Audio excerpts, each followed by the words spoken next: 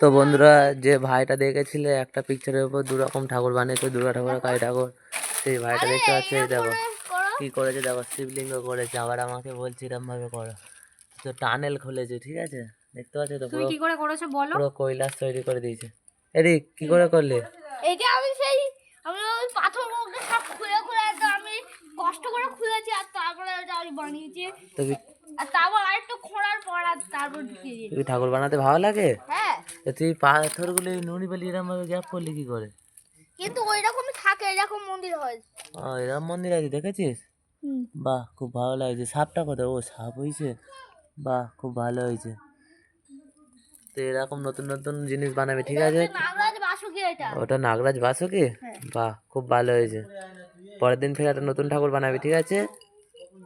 বানাবি তো? হ্যাঁ, আর ওইটা হচ্ছে আমার সেই খড়গতে, ও, ওটা সেই জেঠিমাদের। পরের দিন কি বানাবি? পরের দিন তো সেই এটা সেই আজকে সকালবেলা সেই একটা সেই অঙ্কিত দাদা একটা কালী ঠাকুর বানিয়ে দেবো। ঠিক আছে।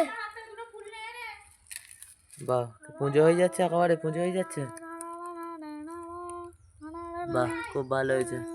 তো বন্ধুরা দেখতে পাচ্ছ কি সুন্দর টানেল করে দেখেছো, দেখতে পাচ্ছ শিব ঠাকুরটা কেমন লাগছে? কমেন্ট করো অবশ্যই। টাটা।